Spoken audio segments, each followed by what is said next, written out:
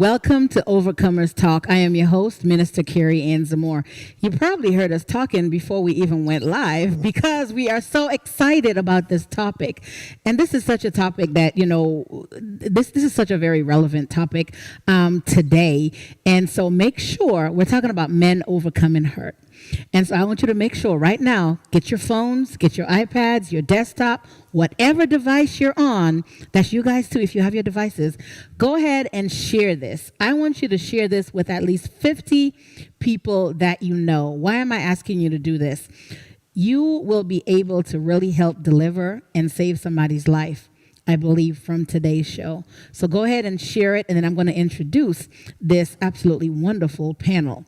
My co-host, you know her. She is the amazing, the beautiful, the fabulous, highly intelligent Dr. Elizabeth Jennings. What an introduction. Well, hey, Liz, it's the truth. You. It's the truth. That's why.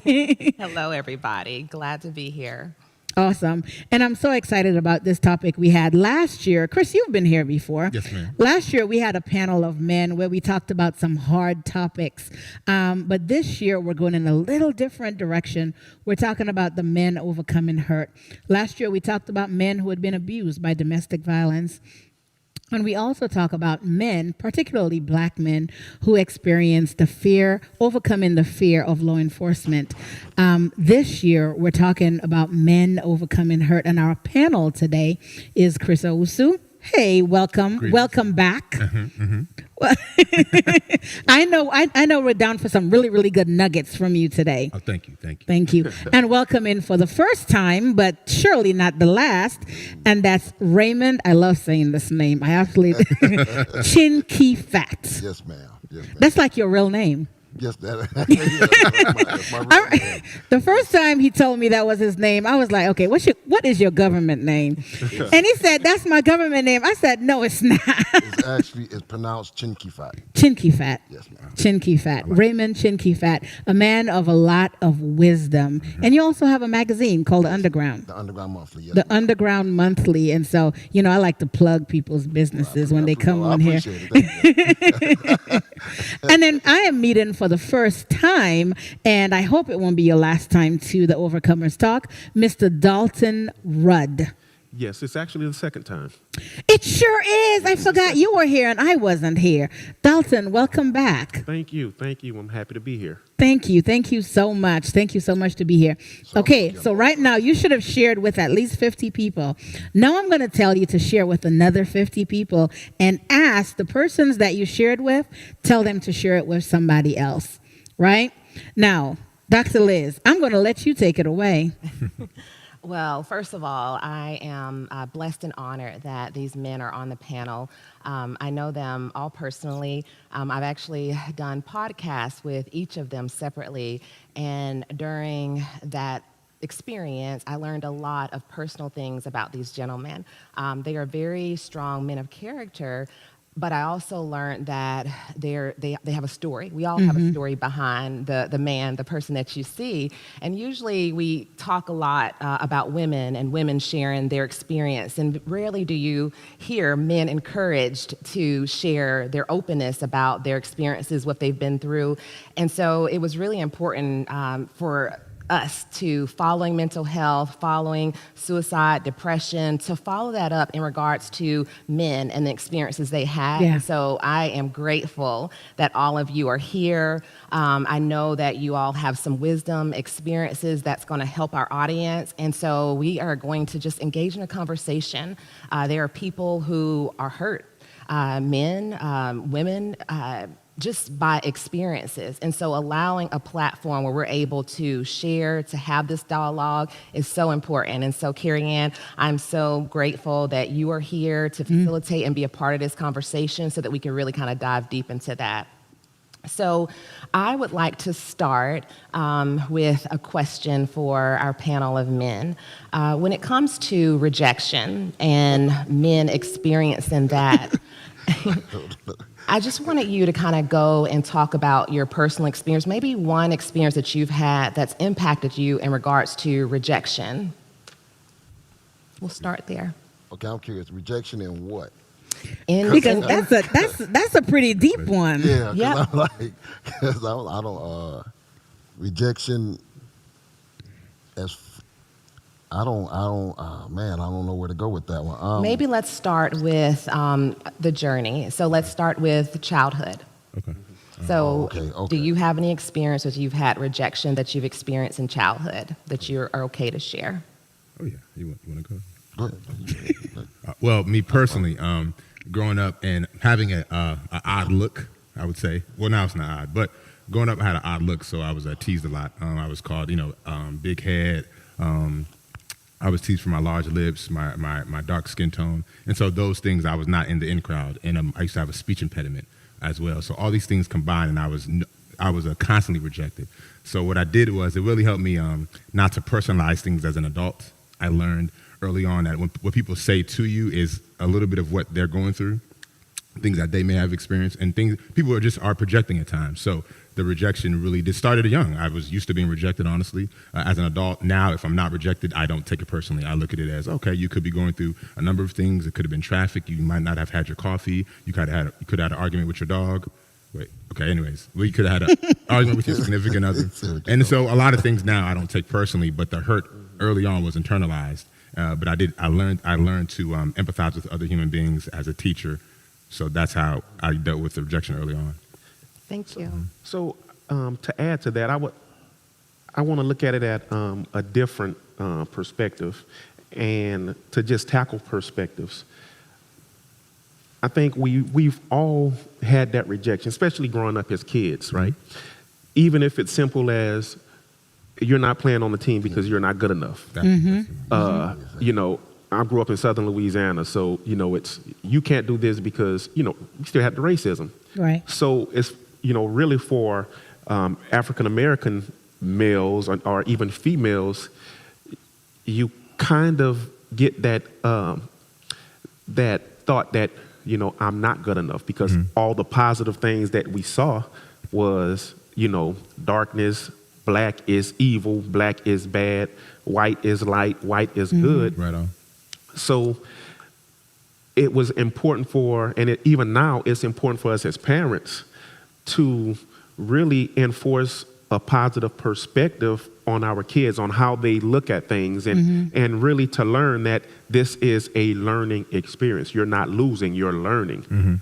So even as adults, we have to have a perspective. We have to allow God to change our perspective, right? So we have to push that on our kids on, okay, this is how you look at things, and understand that, like Chris said, what they put on me is something that they're going through.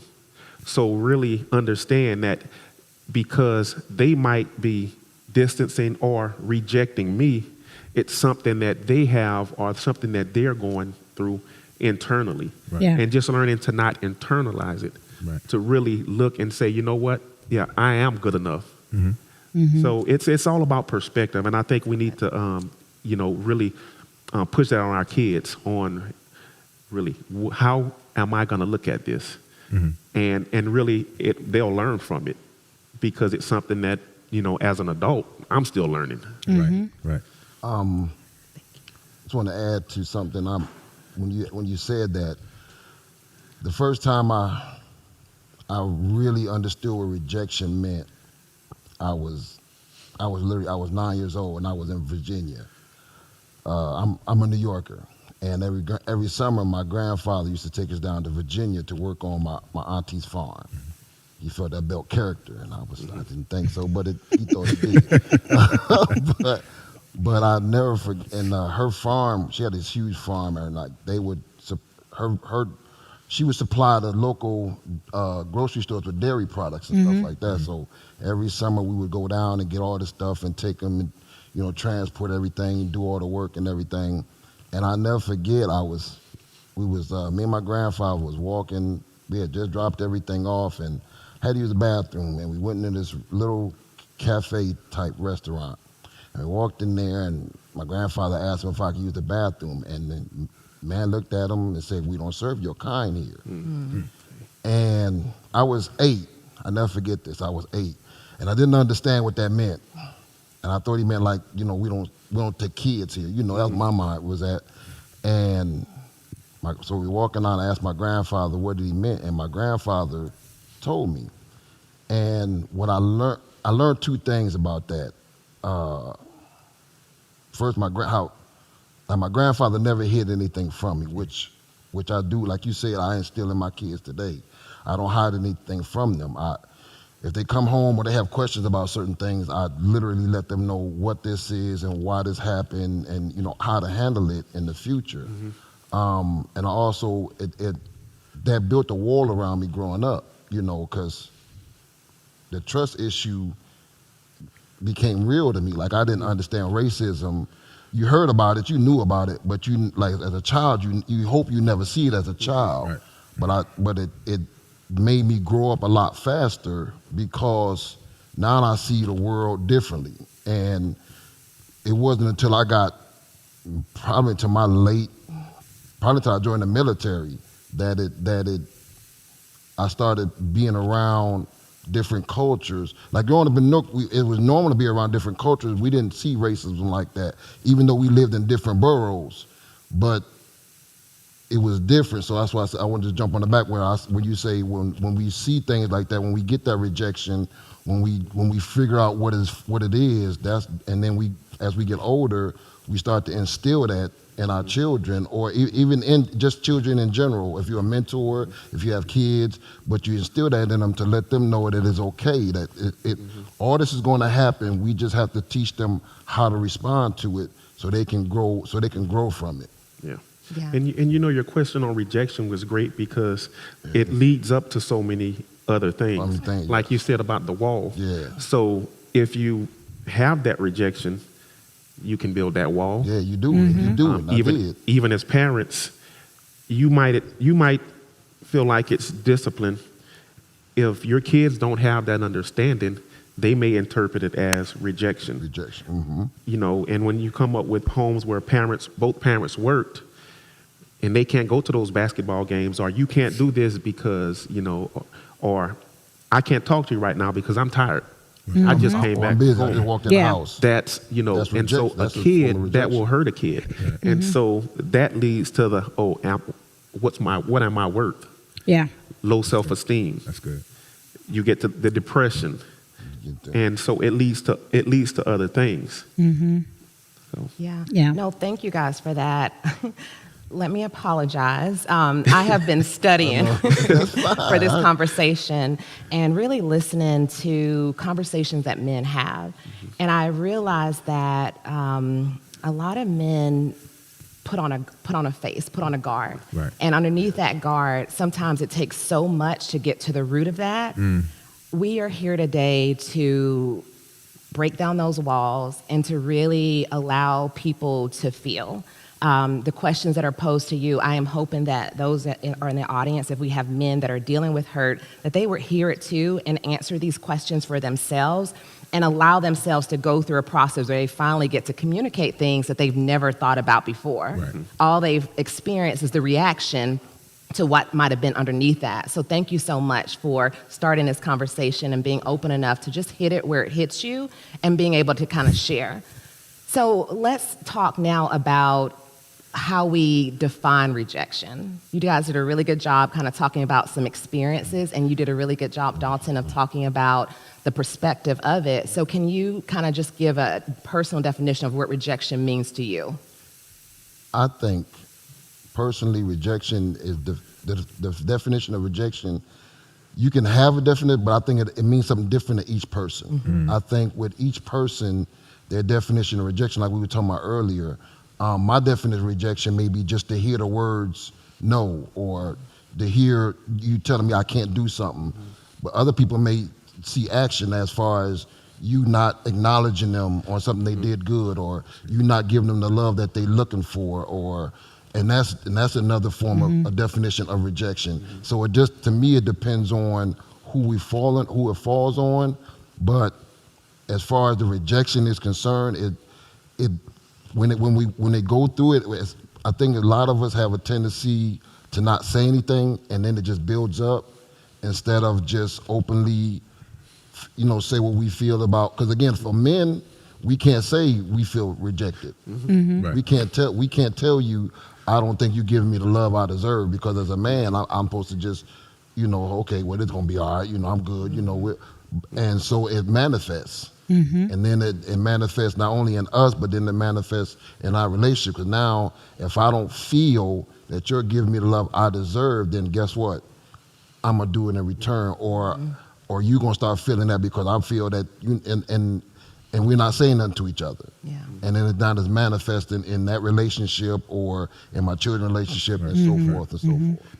Yeah, I like that, especially that no, and that acceptance in dealing with men.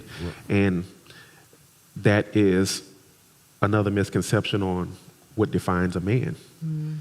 And the difference between emotional and feminine.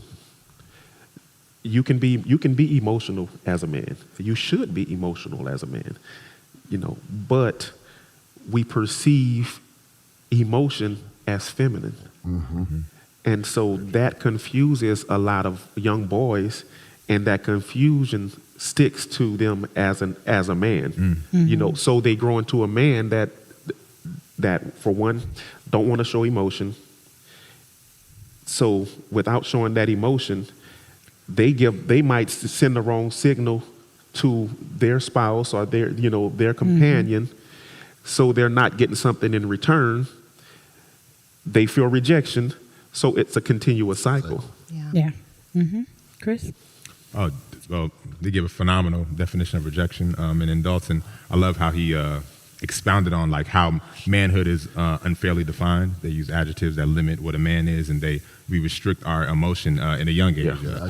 I see a lot of my students when I ask them, because we have a thing on Fridays where they have to compliment one another, and you should see the struggle the boys have with saying something nice, and the boys, they connect saying something nice to a young man as gay. They're like, oh, that's gay.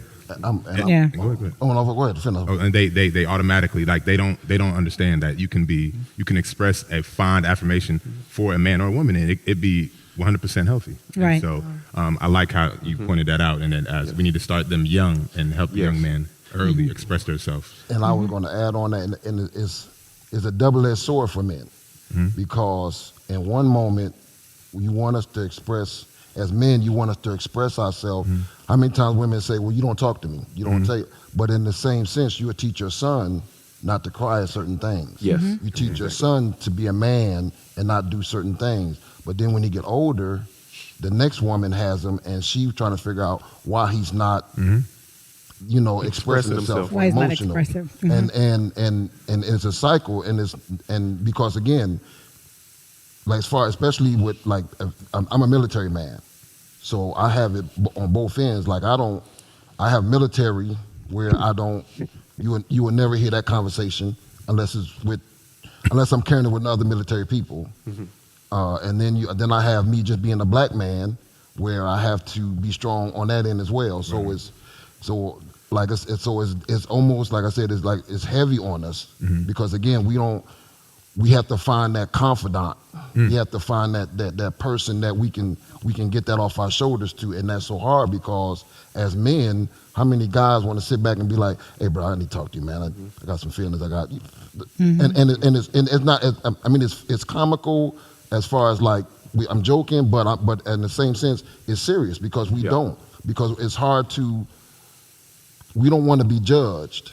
As men, because I don't want to come to this man and tell him how I'm feeling, and now he looking at me like this dude really crying right now, and not, but I'm saying, and it's hard for men to do that without having that judgment. Or I go to a woman, and now you looking at me like, is this dude crying? Because again, women have that same judgment where they see men as a certain thing, and then when you get a guy and he's not the strong guy you expecting, or he's not the thug that you looking for, he's a punk, or he's not, and I'm being honest, but he's that. Yeah. And then we get that rejection from women. Yeah. And now you don't know, and that's why I said when we was talking about the definition of what a man is, you got so many because you got one woman telling you this is what I think a man, or you're not manly enough because you're not doing this. Then you got another woman that's telling you, well, you're not a man because you're not paying this or doing this. It's financial on this side, it's emotional on this side, and then you got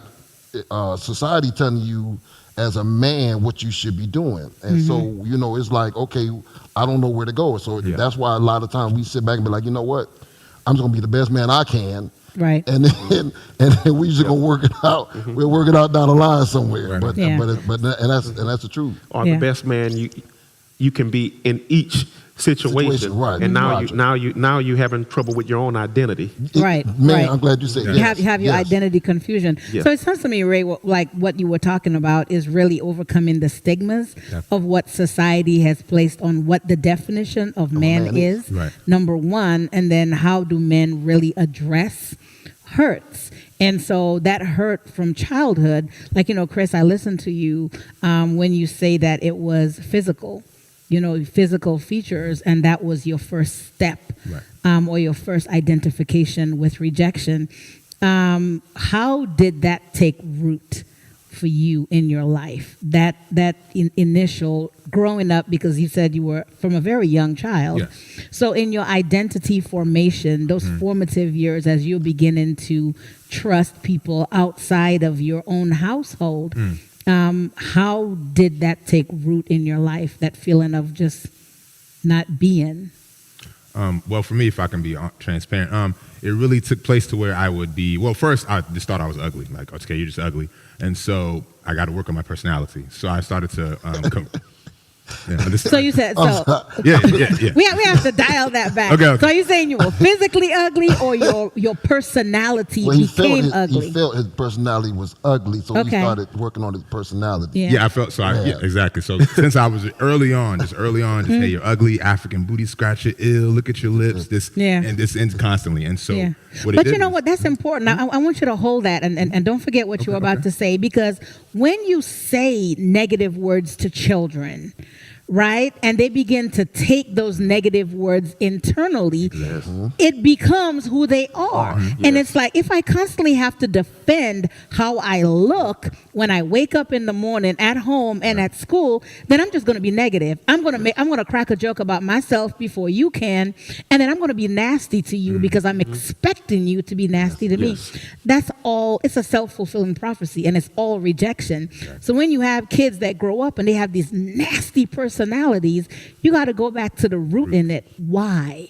Why did you become so nasty? Because you weren't born nasty. Right. Okay, so keep on talking. I told you, don't forget your train of thought. Okay, I'm back on the train. I'm back on the train. So what it did was it allowed me to, I had to work on like my personality, because I knew that at the time, like, man, no one's going to want me for how I look. I mean, certainly if all these people are saying the same thing, it has to be true. And so what I did was I internalized the comments about my looks. Okay, this is obviously something's wrong with me. God didn't do this correctly. What was going on when God made me? Why did my parents not choose a better, whatever? And so I internalized it, but I did start to work on my personality, and I started to read early on to try to figure out like what I was good at. And so that's how it worked on for me. But what you said was something powerful, because in my students, when I see students that are just automatically negative, they want to say something negative to another student, I always pull them outside, and I always find that the root is usually what they're seeing at home. The parents are bickering, or either they've been like constantly ridiculed early on in their formative years, and so now that's all they know to do. And like you said, they figure I'm gonna attack you first before I'm attacked, and so that mindset really helped me to understand the root of the issue and speak life to the student early on to try to just reform who they are. Wow. Can I say something? What you said? The reason I was laughing about what you said, because when I was growing up, my grandfathers had the same. Like, if anybody know me or seen me, whenever I see a black woman, they know how I always speak. How you doing, beautiful? How you doing, whatever it is a term of endearment. I always give it, because growing up, my grandfather used to always say you should always give a black woman a term of endearment, because you never know how their day was or how their life been. That's good. Because just like that, same thing, you can see, we see, especially as kids, how many times you like a girl, and what do? You torment her because you like her. But we don't understand that, what that play on her part. Like, you push her down, and, or you ugly, but we really like you, but we don't know how to express that. Yep. So we say negative things to you, and in return, now you have a complex about yourself. And that's how when you said that, because again, that's how I was raised. Like, I would, whenever I see one, how you doing, beautiful? Because because I don't know what she's going through. That's good. Somebody, again, may have said something, to her negative like that, like, oh, look at your lips. Oh, my God, you look funny. But now it's an affirmation. You're beautiful. And as black men, we don't say that. I would never walk up to you and be like, man, you're a beautiful man. I appreciate it. But I mean, you are. I don't. You should. Yes. I'm saying, but I'm saying, as men, we're not Right. raised that way. We're Right. not Yep. raised to say that about each other. I'm raised to say that. I was saying that because I was raised to say that about you, but I wasn't raised to say that about you. Yeah. And again, we don't give our roses to our men until they're way too late, and then he was a good brother. Oh, that was my dude. But we don't never say that when they're here. Right. And that's why and I understand when you said that. Growing up in New York, we used to, man, that was rampant. That was, and we learned how. It's called joning, right? Joning. Joning. We Yeah, used to joning on each We was other. going to pan and joning, but it wasn't meant to put you down, because we roast on each other. Right. But it wasn't meant to put you down. But like when you said that now, you don't understand that might have been a Right. trick or something. So I was just saying that when you said that, it made me think about when I was a kid, and because you said I had to work on my personality. Yeah. I said, okay. Yeah. No, that was good. So thank you guys for kind of taking us through a journey of childhood and different experiences. There was something that was said that I want to just transition us into. You guys talked about the mask that you have to wear in different situations. And, very rarely did you get a chance to take off that mask and truly exist and be who you are or experience what you might be experiencing. A lot of men who deal with hurt, they wear those masks, right? They wear these roles at home, at work, in life. There's expectations that's placed on them. Maybe what I would love to hear a little bit about is if we talk about what stops men from taking off that mask, first of all, and what would allow men the space to be able to take off that mask. Well, one being military, and I want to cover not just military, but on the military side, it's one of those where you suck it up and drive on. You have to be tough. You continue to roll on. There's a perception that, you're hard, you have no feelings. And so that's another issue with identity, because you're really one way on duty, and then you have to kind of wind it down at home. But that being said, even if you're not the military, you want to be Superman for the wife, Superman for the kids, or Superman for mom or your brothers, sisters that may have had a loss, but you're going through your own things. But you don't want to seem vulnerable, weak. And so you don't want to let that wall down. You don't want to open up. And really, until you surround yourself around some people, brothers that come from that same that had that loss, that you're not afraid to open up to. And it's about surrounding yourself around good men. That's right. Men that are understanding, men that have that empathy, men that are comfortable in themselves, Right. so that they can lower their own walls down.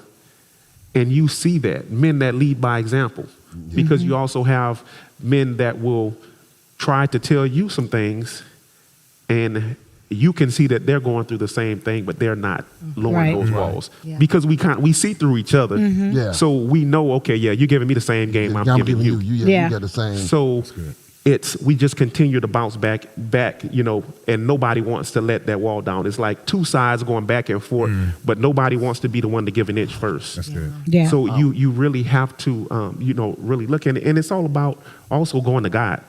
You really have to go to God, because as men, we hide from God too. I don't know why we do it. We think that God doesn't know that we're vulnerable. Right. We think God doesn't know our heart. But we will isolate. We will run from our friends. We will run from church. We will just go to ourselves like God doesn't know what we're going through. Exactly. I like that word that you said, isolate, because that's when the mask is really set, Yes. right? Is that isolation that even in a crowd of people, you're still isolated. Yes. Right? You're still isolated, unable to speak. If you are just joining us now, we have been talking with a panel of men. We're talking men overcoming hurt. We're going back to childhood. We're talking about rejection. We're also addressing the stigmas that society has placed on men and really defining what is a man. So make sure that you have shared this with 50 people and then 50 more people. We will be right back because we're going to take a short break so that we can get a word from our sponsor, and then we will be right back. So don't go anywhere because we're going to come right back. And I hope you share this with your daddy and your brother and your uncle and your neighbor and everybody else. We'll be right back. Calling all ladies. It's that time again. It's time for Styles Conference. November 18th through the 21st. You do not want to miss this power-packed time in the Lord. We have some terrific guests lined up for you. Apostle Highwalker, Apostle Sadler, as well as Pastor Latasha Johnson. Now, Toya, you have been to many style conferences in the past. Come back, what should they expect out of a style conference? They should definitely expect an impactful time in the Lord where there will be deliverance, there'll be healing, there'll be some uprooting of some old things. It's going to be awesome. We'll have an awesome fellowship with each other and as well fellowship with the Lord. Awesome. And and I like what you said, uprooting some old things, because this year's theme is what happened in the closet. We're going to go back to that time in your life that something took root, that there was a stronghold that was developed. And what we aim to do through these dynamic women of God and through the Holy Spirit is to pull that thing up so that you can be delivered and that you can have a purpose-filled life in the Lord. So I am excited about what they are going to receive, what we are going to receive. Yes. Are you ready to receive? I'm ready to receive. I am ready to receive as well. So make sure you join us November 18th through 21st, right here at 1801 Rancier at Open Fire International Fellowship Church. Please make sure that you do register to reserve your seat, and the registration link is right here, so make sure you register. And guess what? Childcare is available. Yes. Childcare is available. Childcare is available, so there's no excuse. No excuse to stay home. So see you November 18th through 21st at this year's Style Conference. Okay. Oh. Okay. Okay. Okay. Yeah. Other one was younger boys.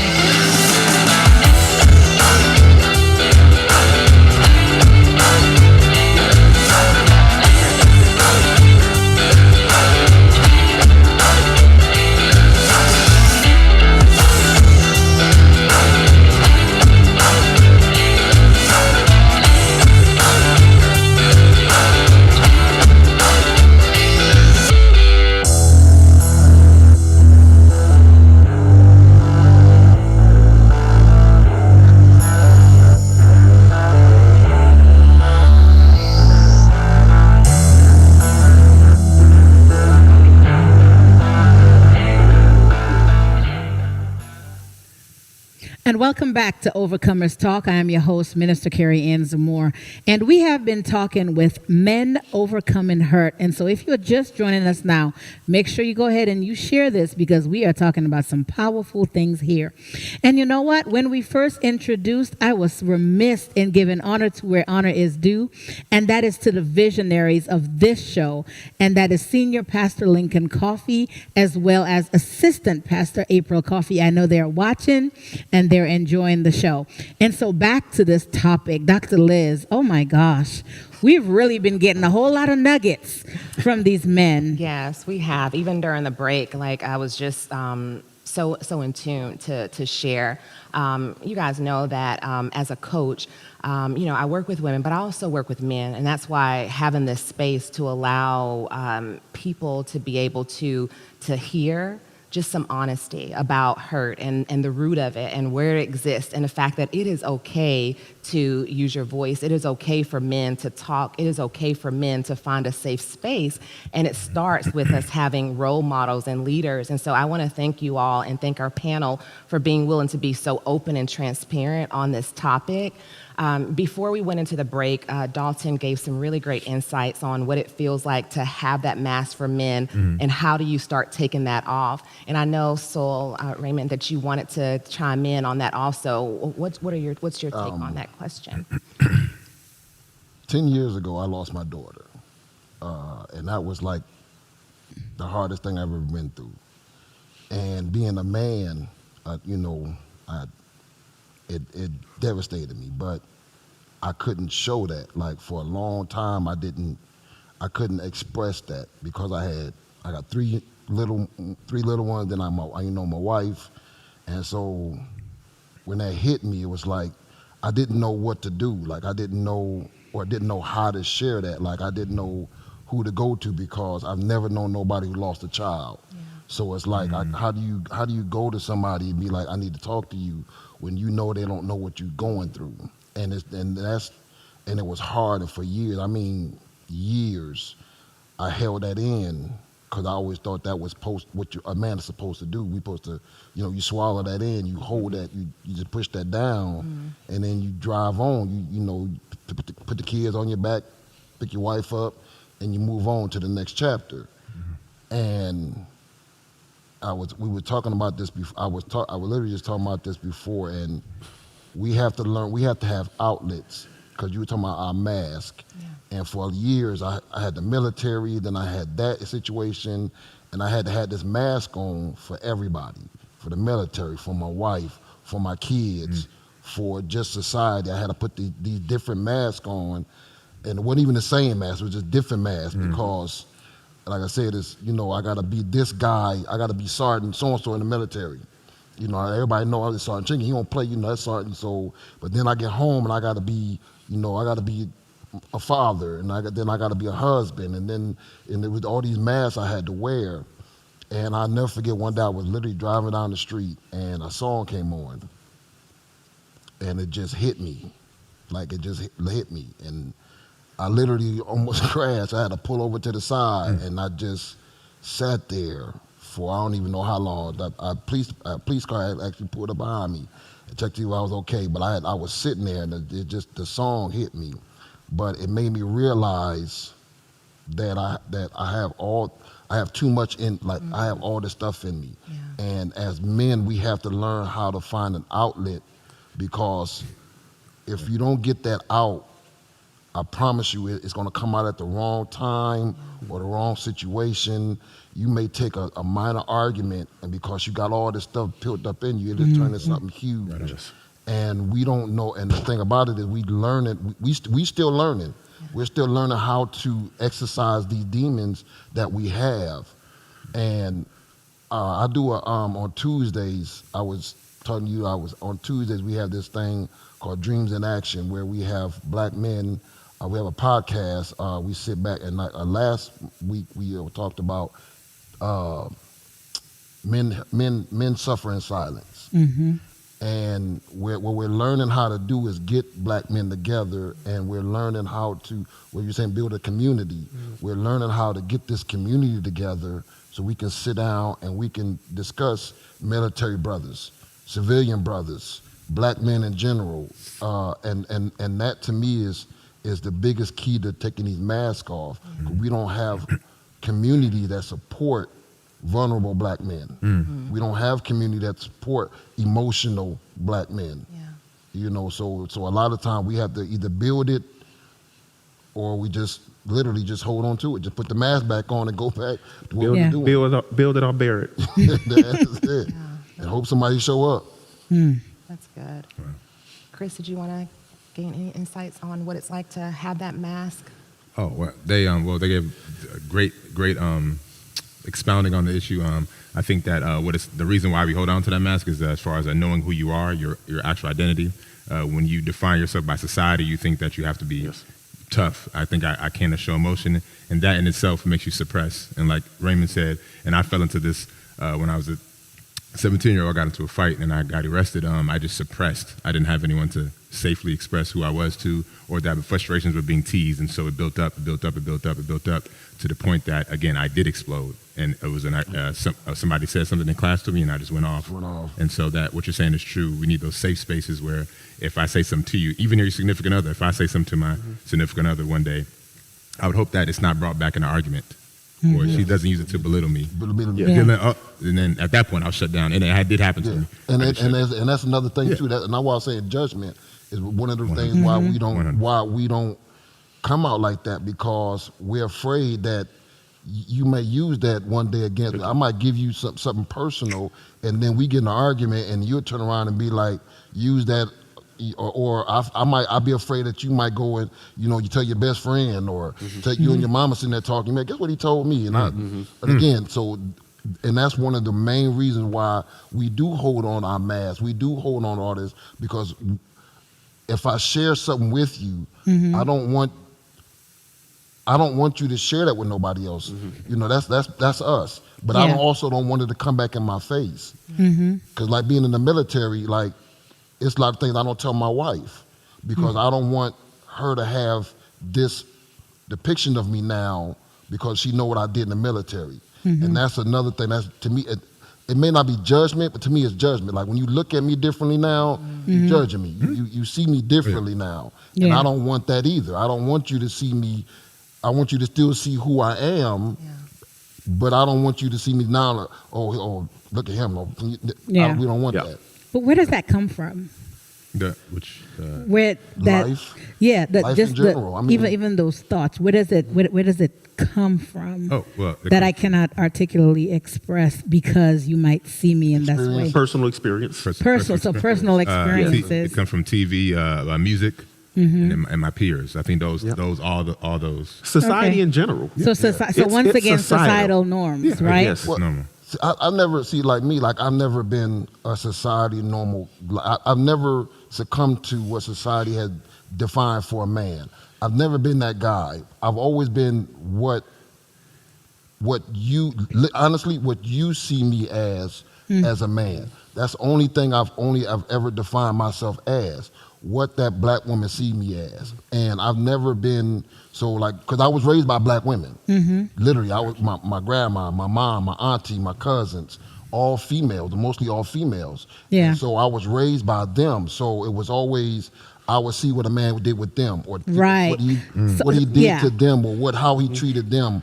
And if he treated them bad, I knew what not to do, or he treated them good. I watched that. And then it wasn't until I was 18, I was literally 17, and my best friend, her father, was the first man, like real father man, who I looked up to, like was the first man I ever said, okay, this is who I want to be like. And I wasn't until I was literally 17, and that was the first time I actually seen what a man is supposed to be. And I think that, and that's the reason that I asked Ray, like, where does that come from? Because like you said, being raised by women, you heard conversations. You heard conversations, and you probably heard a lot of negative conversations about men.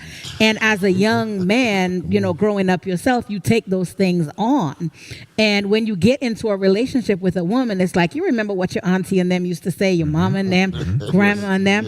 And it's like, I'm not going to do this, because I remember when I was little, all the conversations they had about this man. And so in the back of your head, I cannot be free with this woman, because she is going to do exactly what I saw my mama, my auntie, my sisters, grandma. I'm going to see exactly. And that's what I was saying, like, for me to tell you something, like growing up seeing women, y'all see you sit back and then y'all discuss stuff and y'all talk about this, and I've seen it, guess what he told me, and blah, blah, blah, guess what? And so I'm sitting back and going, okay, wait a minute, if she telling this man business, I'm not finna tell this man my business. So it all stems back to rejection. At the end of the day, it all goes back. That is rejection. Exactly. Yes, to rejection. It's rejection because you don't want you want to have somebody. Everybody wants somebody that they can share stuff with. Right. But men are not comfortable sharing when we think that it's. If I share stuff with you, it's on Facebook. Right. If I share stuff with you, now it's on Instagram. It's on Twitter, it's on TikTok. Right. But every time I share something with you, I got to read about it in a post somewhere. So how do we overcome that? And I think that's where we are. How do we, knowing the root, knowing how it happens, knowing that it's environment, that it is, the stigmas, how do we say, okay, I know where it is. I know where I got it from. I am 40-something years old. I'm 30-something. I'm 50. How do you address it and say, okay, how do I overcome it? And then teach the next generation to stay away from that. How do we do that? Well, like what you were saying, you said it's not, you don't base your actions or whatever off society, but you were still a product of your environment. That's true. So the thing is, we have to do some self-reflection and realize that we don't have to be a product of our environment. We don't have to let that define who we are. I like that. Say it again. We define ourselves. Right. So it's redefining. Yes, redefining who you are. Yeah.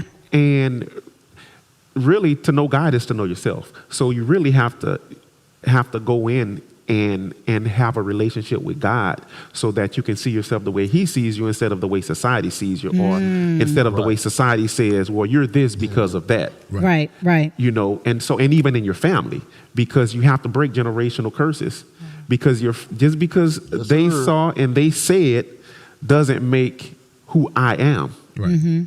So we have to break that, and we can't let them define who we are. You're going to be this. And define what success is. Right. That's another big one that leaves holes in our hearts, because we let society define what success is. So we're chasing that success, but God gave us gifts and talents that will take us down this road. Right. But society is saying success is down this road. So I'm going to go down this road, and I can have $1 million in the bank, but I'm still not happy because that's not what I was supposed to be doing. Wow. That's why I say success, but I have wealth. Right. See, that's where I look at it. When you say you want success, I don't need success. I have wealth. I have family. Yep. I have friends. I have me. I know who I am now. That to me is wealth. That is. Yep. And when I say generation, I teach my son. I have 2 sons, and even my oldest son will be 21 next year. And even when I see him, I kiss him on the forehead.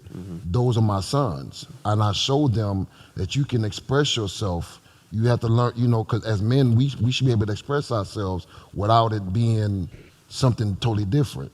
And so when I teach my sons that, and I let them know that, and they know, Dad may not always, I don't say it like I'm supposed to. I don't always say it, because as a man, we don't do it like we're supposed to, but I show them all the time. And that's one thing I always let my sons know. I will always show you that I love you. That's good. Even if you don't always hear it from me like you're supposed to. Like I said, that's why I always, before I walk out the door, I kiss them on the forehead. Before I walk out the door, even if they don't, even when they come in the house or I walk out the door, I kiss them on the forehead, let them, and that's me showing them that I love them. Because I didn't get that from my grandfather. I didn't get that growing up. We didn't express it, we didn't say it. You just supposed to assume it because he's there, or he's still in the house. That doesn't mean he loves you or something, But that's how I was growing up. Yes. Dalton, I can tell that there's something. It's just to answer your question, like you said, redefining and instilling that self-love.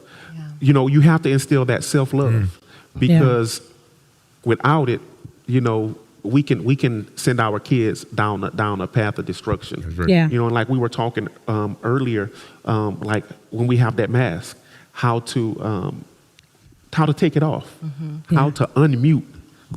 And in our community, it's changing now, but in our community, we don't do counseling. It's important that you open up yourself, allow yourself to be vulnerable. Yeah. And because there's strength in vulnerability. Yeah. It really So is. allow yourself to be vulnerable. Go and talk to somebody. Yeah, I like what you're saying, Dalton. I'm going to ask media to go ahead and put those words and those nuggets on there. And so, because what we're really looking for when we say, overcoming is what are some of those practical applications that, so destigmatize what manhood is. So go ahead and put that up. Destigmatize manhood, and then destigmatize seeking help. Yes. Right? So Yes. mental health. Some type of therapy, so that you can have open communication, and then be vulnerable. Be vulnerable. You gotta trust somebody sometime. Yeah. Yes. And then that Be seeking vulnerable. help, it don't always have to be professional. Yeah. If you get a community enough where you can sit down and talk to your brothers. Trusted people. Right. As long as it's somebody you trust with what you're telling them, Right. that is, like I said, that is Yeah. the biggest. If you got a best friend that you think you can trust with your secrets or whatever's on your mind, if you think you, sometimes it's easier to talk to a stranger because they don't know you and you don't think they can judge you. Right. Or Right. they're not gonna go back and tell nobody you know. Right. So sometimes it's easier. If it's easier for you to do that, then that's an outlet. But my thing was I just like to talk to people that understand what I'm going through. Yeah. Like with the military, if it's a military thing, I call my military brothers up. Right. Because again, I don't. It's nothing against nobody else. It's just I don't think you really, you would never understand what I'm going through. Exactly. And then, but if like my brother right here, he was in the military, he was having problems, call me. Yeah. We can still sit down and talk about anything, and that's just, I think long as we have somebody in our corner that we trust, I think that goes a long way as far as help. Yeah. That's good. That's very good. Yeah, no, that's good. So Dalton, you brought up something that I just think is really important for us to transition. Today's topic is about men overcoming hurt. And you talked about self-love. With the mask that men wear, so many men are taught to perform, to measure their value by how they perform or how they show up. So when we're talking about self-love, we're talking about taking that performance and turn it on yourself. First of all, I guess the question is that something that is easy for men to do? And the next question would be, how do men start that process of showing themselves self-love? So first, it's not easy for men to do because, as Dalton said earlier, the stigma when men in the word love, we tend to shy away from that. I know the second man to tell me he loves me, I think was my dad. Well, I can't even remember, but Antoine, he said he loved me when I came to Killeen. We went to the same church, and I froze. I'm like, this dude.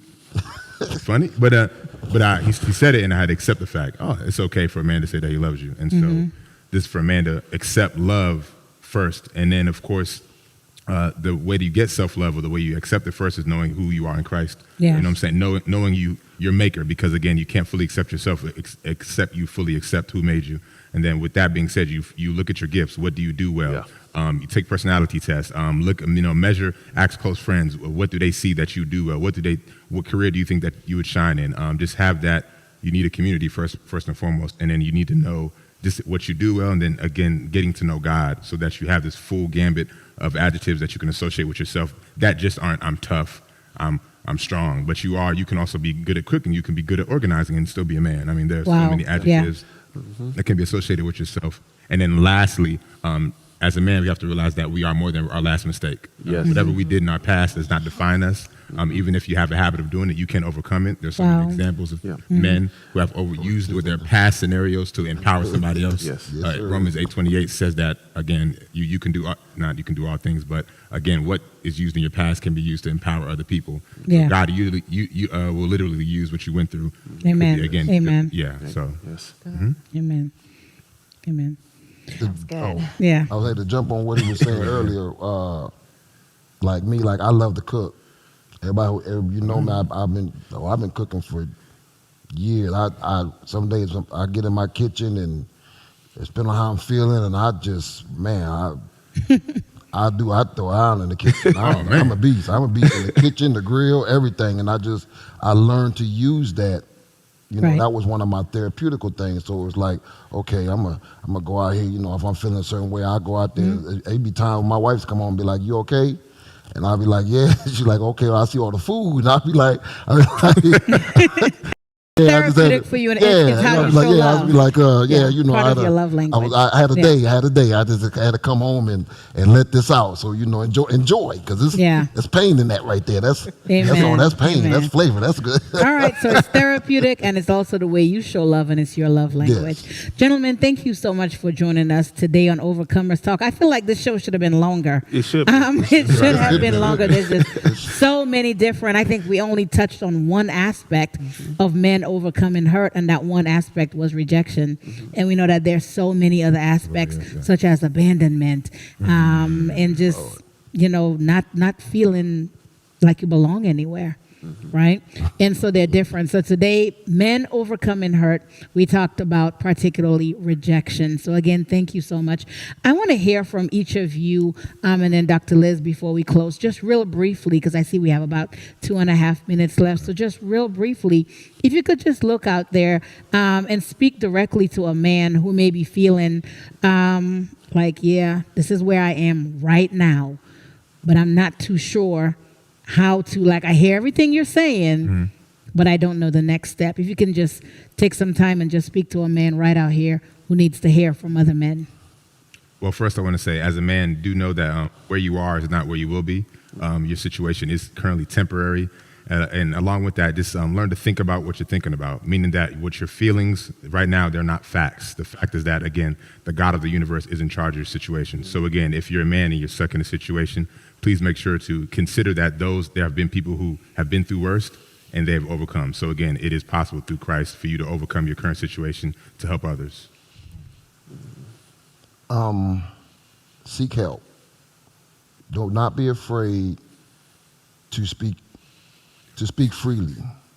Find somebody that you trust. Find somebody that you respect, because that is so important as well, that you can get those out. It doesn't matter if it's man or woman. If you know anybody here, they can give you my number. You can call me. I will sit down and listen. But you need to learn to get that out of your before it comes out the wrong way. Amen. Amen. And you know, yea, though I walk through the valley of death, you're not supposed to camp out. You walking through it. It's a journey, but you don't have to stay there. Seek counseling, you know, and if you have men around you that you can talk to, it's okay. Talk to them. You know, it's okay to be vulnerable. They're here to help you, and you know, I'm sure you have brothers that will be there for you. Open up, go to them, but you have to communicate it. Awesome. And then Dr. Liz, just to anybody out there who would like to hear. Yeah, I think my biggest takeaway is the importance of maintaining trust. If you have a man in your life that is willing to open up and share and communicate, then honor that. Honor their words, honor what's said to you, and allow that to be that safe space so that our men can continue to open up and have that place to be able to express the pain that they're feeling so they can also heal. Yes. Thank you so much for joining us. And again, men, Dr. Liz, everybody, thank you so much for being on the panel here today. And for those of you who were listening, if you are someone who is in need and you're seeking, you would like somebody to talk to, you can contact us here at openfireif.org. Go to the website, openfireif.org. Go to the contact page and send us an email and somebody will respond to you. Or even right here on Facebook, go to our messenger and send us a message and we will connect you to one of our pastors in the church. So please, you do not have to go through anything alone. You can reach out to us. And again, thank you so much for joining us on Overcomers Talk. Next week, we'll have a talk panel with our other co-hosts. So join us next week. We'll be back with another real people talking about real issues on Overcomers Talk. Good night.